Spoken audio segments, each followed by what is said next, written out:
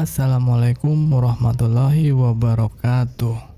Halo teman-teman, apa kabar kalian semua? Semoga sehat ya.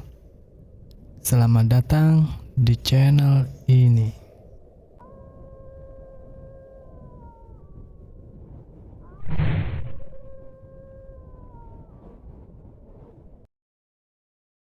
Dan dari situlah akhirnya pohon itu dikenal dengan nama pohon larangan.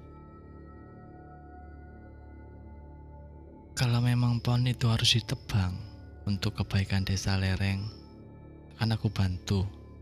Tolong disiapkan penerangan, karena kita akan melakukannya pada malam hari. Dan juga tolong sediakan 3 potong kain kafan bersih.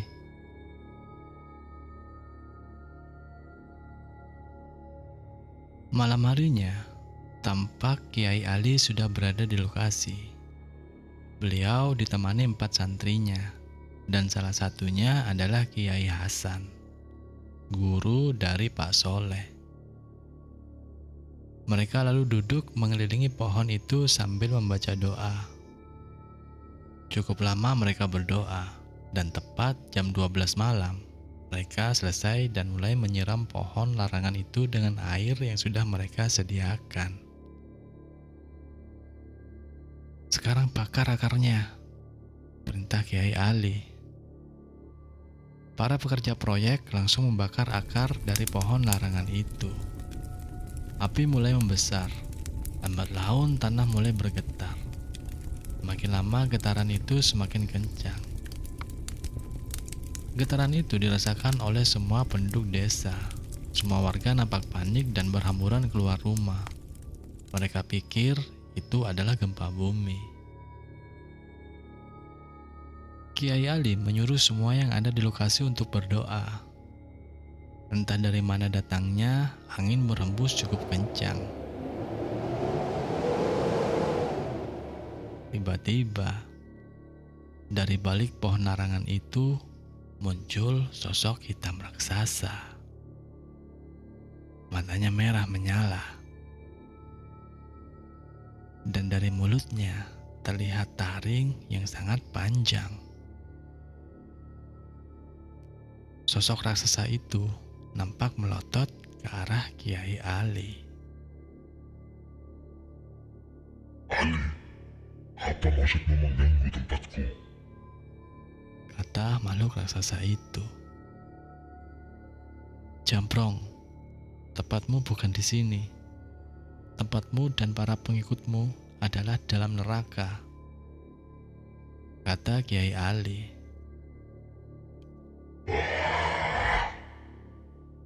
Makhluk raksasa itu marah dan berteriak keras. Aku memang tak mampu melawanmu. Tapi ingat Ali, anak cucumu kelak akan aku bawa ke alamku. Ancam makhluk itu. Bawalah kalau kamu mampu, jawab Kiai Ali. Lalu makhluk raksasa itu perlahan menghilang. Dan anehnya, tanpa dipotong, pohon larangan itu tumbang. Bersamaan dengan suara dentuman yang sangat keras. Warga yang ada di lokasi gemetar melihat kejadian itu. Tolong periksa di antara sela-sela retakan tanah di akar pohon itu, perintah Kiai Ali. Benar saja, di antara belahan tanah yang terbongkar akibat akar pohon larangan itu, ditemukan kerangka manusia. Ada kerangka, Pak? Teriak salah satu pekerja proyek. Setelah dikumpulkan, ternyata ada 3 kerangka manusia. 2 kerangka manusia dewasa dan 1 kerangka anak-anak.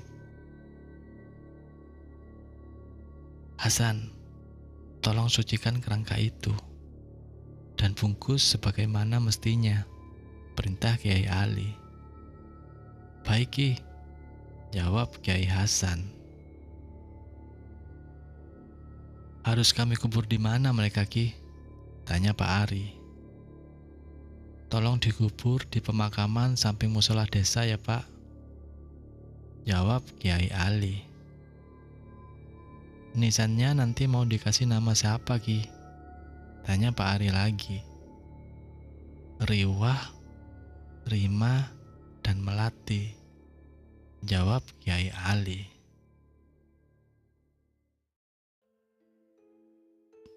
Dia bukan Rima, Mbok. Dia adalah Jambrong. Sejenis jin kafir laknatullah, kata Pak Soleh. Tapi kenapa dia datang pas pintu itu ada di sini? Tanya Pak Ahmad.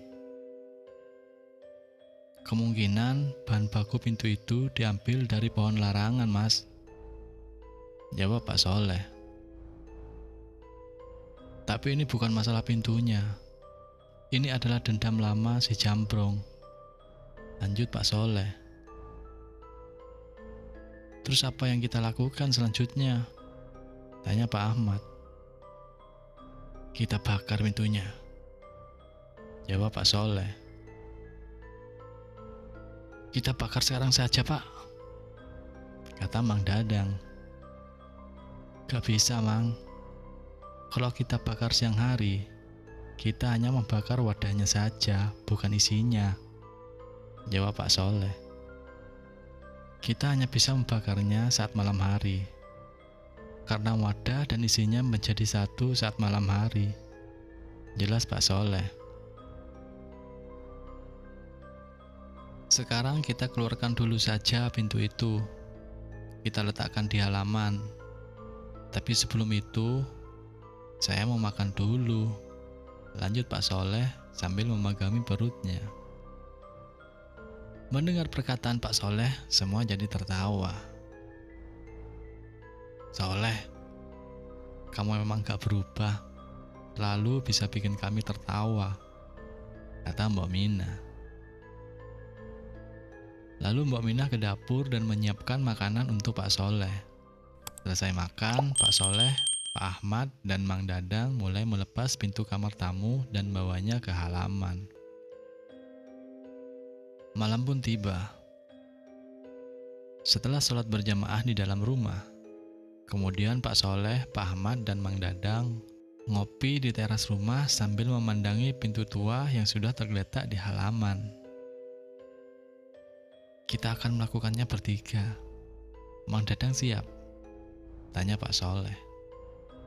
Insya Allah siap Pak, jawab Mang Dadang. Pak Soleh lalu mengajarkan beberapa amalan kepada Pak Ahmad dan Mang Dadang. Dia tampak tegang saat itu. Sebenarnya dia ragu, apakah mereka bisa. Secara Pak Ahmad dan Mang Dadang baru saja mempelajari amalan itu. Mereka tampak terdiam, dan suasana menjadi sunyi. Tiba-tiba, Assalamualaikum. Terdengar ucapan salam. Sontak mereka menoleh ke asal suara itu. Ternyata, tepat di depan rumah Pak Ahmad, telah berdiri seorang laki-laki tua berjanggut putih. Orang itu tampak mengenakan sorban putih dan berjubah hijau. Waalaikumsalam Ki, jawab Pak Soleh sambil buru-buru mencium tangan laki-laki itu. Dan rupanya itu adalah Kiai Hasan, guru dari Pak Soleh. Pak Ahmad dan Mang Dadang hanya terdiam keheranan. Sejak kapan Kiai Hasan berada di situ? Ingat Soleh, jangan pernah ragu untuk melakukan suatu kebaikan, kata Kiai Hasan. Ahmad dan kamu adalah keturunan Kiai Ali. Tentunya ijazah amalan itu lebih cepat kalian serap. Begitu juga Dadang. Dia bukan orang sembarangan. Lanjut Ki Hasan. Pak Soleh hanya mengangguk mendengar wejangan dari gurunya itu. Insya Allah kalian pasti bisa mengalahkan Jambrong. Saya akan bantu doa dari pondok. Kalau kalian kesulitan, pasrahkan saja semuanya hanya kepada Gusti Allah. Maka akan datang bantuan dari arah yang gak pernah kalian duga. Lanjut Ki Hasan. Assalamualaikum. Bersama dengan ucapan salam, tiba-tiba Ki Hasan ngilang gitu aja. Waalaikumsalam, jawab mereka. Sekali lagi Pak Ahmad dan Mang Dadang keheranan melihat kejadian itu. Jangan heran, kalau Allah sudah berkehendak, maka jadilah, kata Pak Soleh. Waktu sudah menunjukkan jam 11 malam. Sekarang waktunya, kata Pak Soleh. Mereka lalu menuju halaman dan mulai bersila mengelilingi pintu larangan itu, sambil membaca amalan-amalan yang sudah diajarkan oleh Pak Soleh. Tepat jam 12 malam, mereka selesai. Lalu mereka berdiri dan menyiram pintu itu dengan air yang sudah mereka persiapkan. Biar saya yang bakar, Pak, kata Mang Dadang. Sabar, Mang. Yang harus bakar itu adalah keturunan Kiai Ali, jelas Pak Soleh. Mang Dadang yang sudah bersiap dengan obor di tangannya, akhirnya mundur mendengar penjelasan Pak Soleh. Ayo kita bakar, Mas, kata Pak Soleh. Pak Ahmad dan Pak Soleh mulai mendekat ke pintu larangan itu. Kemudian mulai menyulutkan api ke salah satu bagian pintu itu. Tapi anehnya, pintu itu tidak terbakar. Secara pintu itu sudah mereka siram dengan air. Jadi mana mungkin kayu yang sudah terkena air bisa dibakar?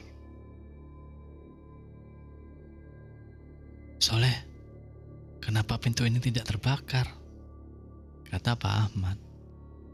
Pak Soleh lalu terdiam dan memejamkan matanya.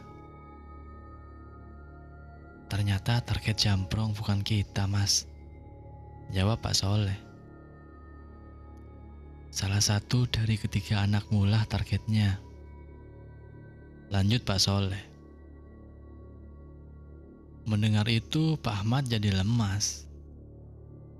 Kenapa mereka? Tanya Pak Ahmad. Mereka yang terlemah di antara kita, jawab Pak Soleh. Pak Ahmad dengan lemas berjalan menuju ke arah ketiga anaknya itu. Entah apa yang Pak Ahmad bicarakan, tapi akhirnya mereka mau untuk membakar pintu larangan itu.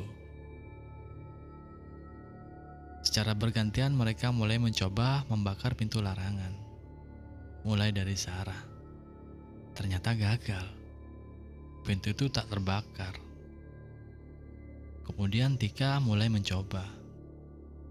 Sarah tampak menggendong Tika saat Tika mulai mencoba membakar pintu larangan itu. Dan benar saja, sekali obor yang Tika bawa menyentuh salah satu sudutnya, pintu larangan langsung terbakar. Jambrong mengincar Tika, Mas, kata Pak Soleh. Api semakin membesar dan tiba-tiba tercium bau bunga melati. Sarah yang menyadari itu lalu berlari menjauh dari kobaran api. Dia berlari menjauh sambil menggendong Tika. Tapi tiba-tiba Sarah terjatuh. Sarah merasa seperti ada yang memegang kakinya. Setelah Sarah melihat ke arah kakinya, ternyata kakinya itu dipegang oleh tangan besar yang muncul dari dalam tanah. Tika, lari! Teriak Sarah. Desya melihat kakaknya mulai dari ke dalam tanah. lalu berusaha menarik tangan Sarah. Pak Soleh dan Pak Ahmad juga berusaha melepaskan kaki Sarah dari genggaman tangan raksasa itu. Tapi percuma. Tenaga tangan raksasa itu jauh lebih kuat. Tangan itu mulai menggenggam tubuh Sarah.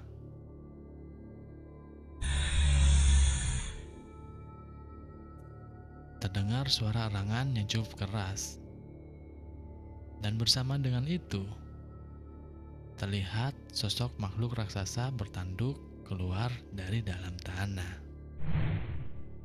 Mata makhluk raksasa itu merah menyala, dan taring-taring panjang tampak terlihat di mulutnya.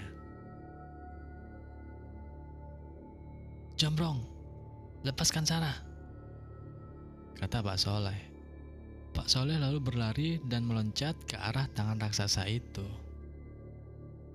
Tapi, hanya dengan pandangan saja, raksasa itu berhasil membuat Pak Soleh terpental hingga menabrak dinding pagar. "Makhluk sialan!" teriak Mang Dadang. Dia lalu mencabut golok yang ada di pinggangnya dan mencoba untuk menyerang. Tapi sama saja, Mang Dadang juga terlempar jauh.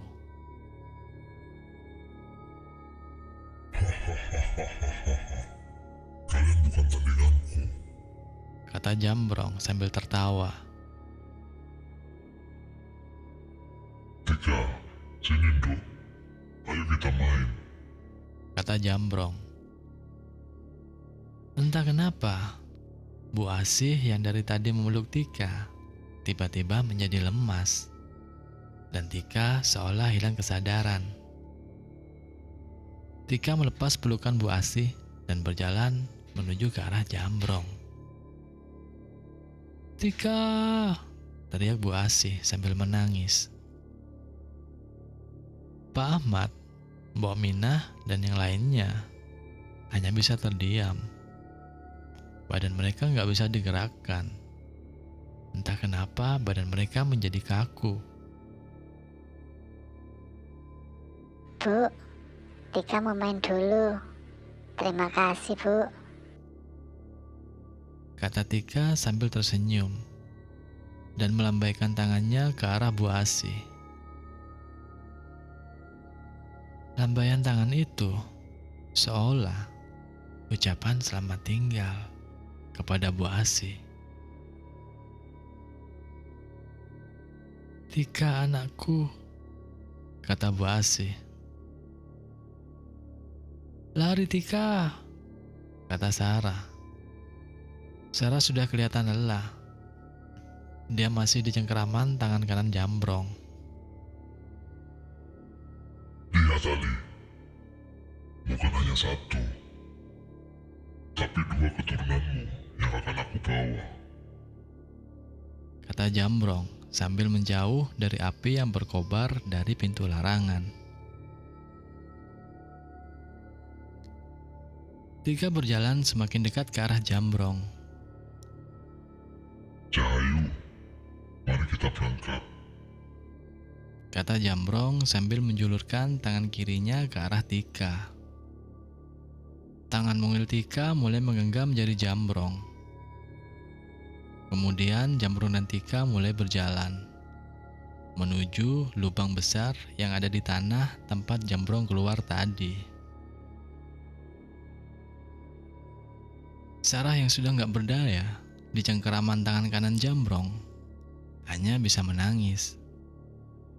Dia berpikir mungkin ini terakhir kalinya dia melihat keluarganya.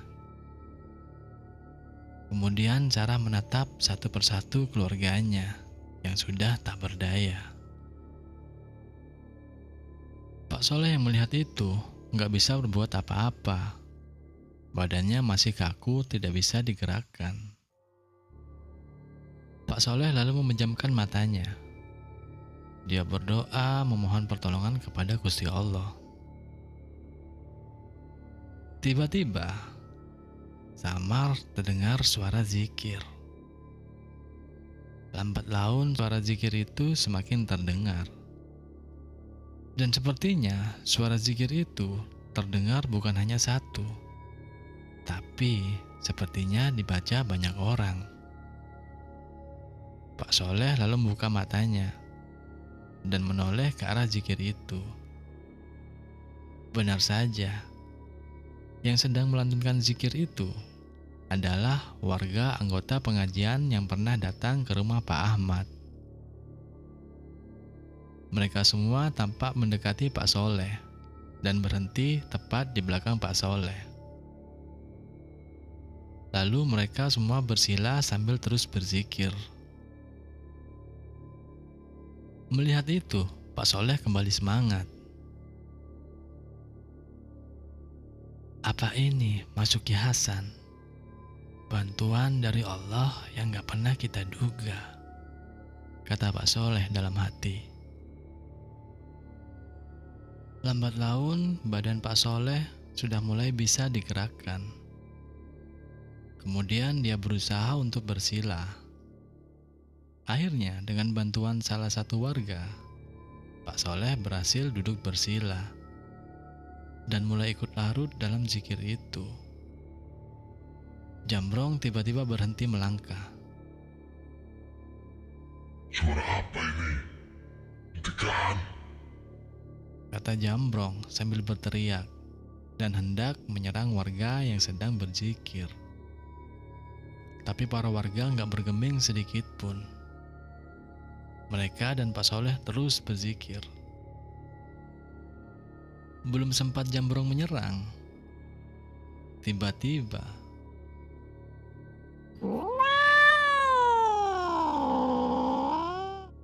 itu adalah Miko, kucing kesayangan Tika.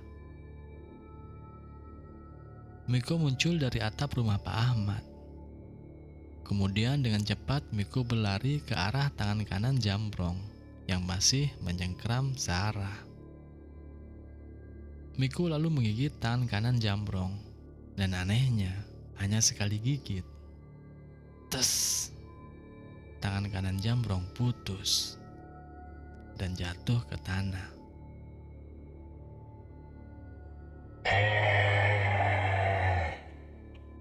Teriak Jambrong kesakitan. Sarah yang terlepas dengan sekuat tenaga bangkit dan menghampiri Tika. Dia berniat menggendong Tika dan bawanya lari dari situ. Tapi saat Sarah mendekat, Kak Sarah lari, menjauh dari sini. kata Tika sambil menolak untuk digendong Sarah. Ayo lari Tika, ayo Kak Sarah gendong, kata Sarah sambil menangis. Tika tetap menolak dan dia berteriak ke arah Sarah. Lari, Nduk, menjauh dari sini, kata Tika. Sarah yang merasa kalau itu bukan Tika, mulai berlari menjauh dari Jambrong. Sarah berlari ke arah Desi yang nampak lemas tak berdaya. Sarah kemudian membopong Desi, mendekat ke arah Bu Asih.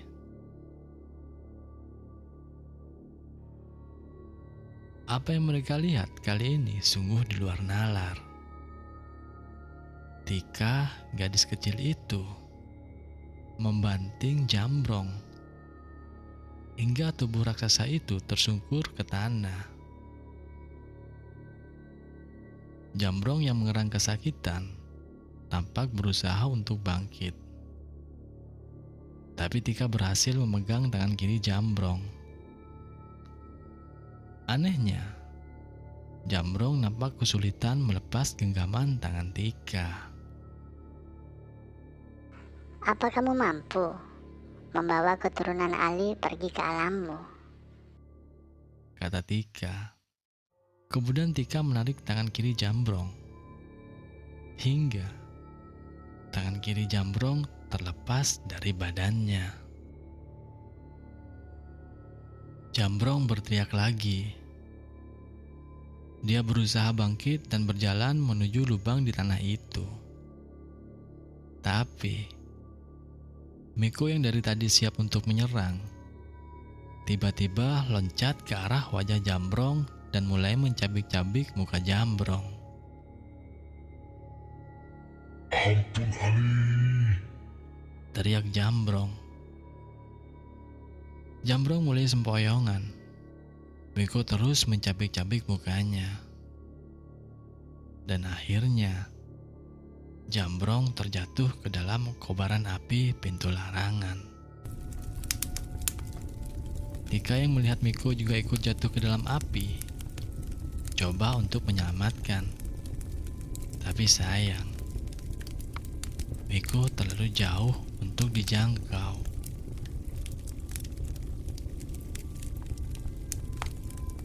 Api tiba-tiba membesar dan membakar Jambrong.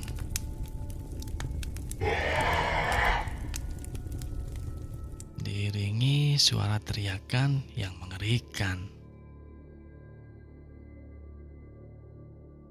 Kemudian, Tika berjalan menuju arah Pak Ahmad yang bengong melihat anak bungsunya itu. Tika hanya tersenyum dan mengusap rambut Pak Ahmad. Kemudian dia menuju Pak Soleh dan melakukan hal yang sama. Dia hanya mengusap rambut Pak Soleh. Kemudian Tika lanjut berjalan menuju Bu Asih. "Tika, anakku," kata Bu Asih lirih. Maafkan aku, karena kalian menanggung dendam iblis ini. Tapi semuanya sudah selesai. Jambrong telah kembali ke tempatnya yang kekal, Kata Tika. Tolong sampaikan juga pada Tika ucapan terima kasih dari Miko karena telah menyayangi Miko selama ini. Lanjut Tika.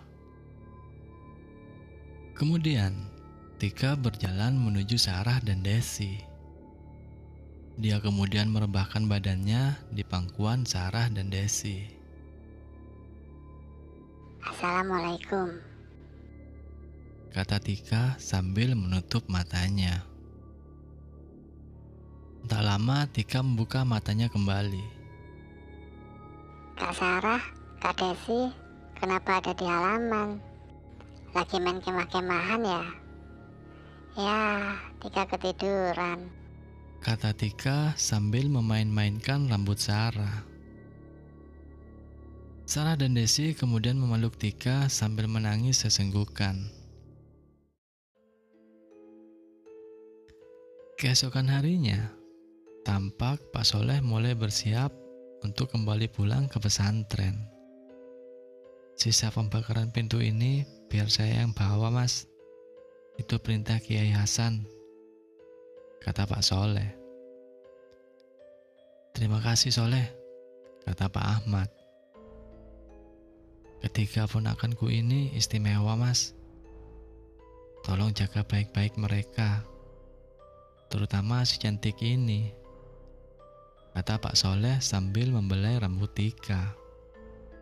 "Kelak Tika akan menjadi wanita yang sangat istimewa," kata Pak Soleh sambil berbisik ke Pak Ahmad. Setelah berpamitan, Pak Soleh lalu berangkat menuju terminal dengan diantar oleh Mang Dadang. Kemudian mereka semua kembali masuk ke dalam rumah. Sarah dan Desi kemudian menuju teras belakang rumah. Mereka duduk berdekatan. Tak jauh dari sana, tampak sebuah mangkuk kecil. Mangkuk itu biasanya digunakan Tika untuk memberi makan Miko. "Kok Desi jadi keinget Miko ya, Kak?" kata Desi. "Kucing kesayangan Tika. Dia membalas kebaikan Tika dengan raganya," lanjut Desi. kalau kita merawat makhluk Allah dengan baik, suatu saat mereka akan balas kebaikan kita juga, kata Sarah sambil memeluk adiknya itu. Tak lama tampak Tika mendekati mereka. Kak Sarah, Kak Desi. Sapa Tika. Sarah dan Desi tampak fokus ke tangan Tika yang menggenggam sesuatu. Apa yang kamu bawa, sayang? Tanya Desi. Makanan untuk Miko. Kata Tika sambil tersenyum dan meletakkan makanan itu ke dalam mangkuk kecil. Sayang, Miko gak akan kembali lagi ke sini, kata Desi. Kenapa, Kak? Tanya Tika. Ditanya seperti itu, Desi jadi terdiam. Dia nggak tahu harus ngejawab apa. Miko pergi ke tempat yang jauh, sayang, jawab Sarah. Kenapa, Kak? Miko nggak mau main sama Tika lagi. Kata Tika sambil murung. Sarah dan Desi kemudian memeluk Tika. Miko sangat sayang sama Tika, kata Sarah.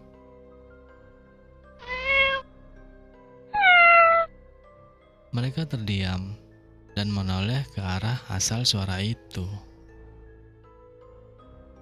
Miko?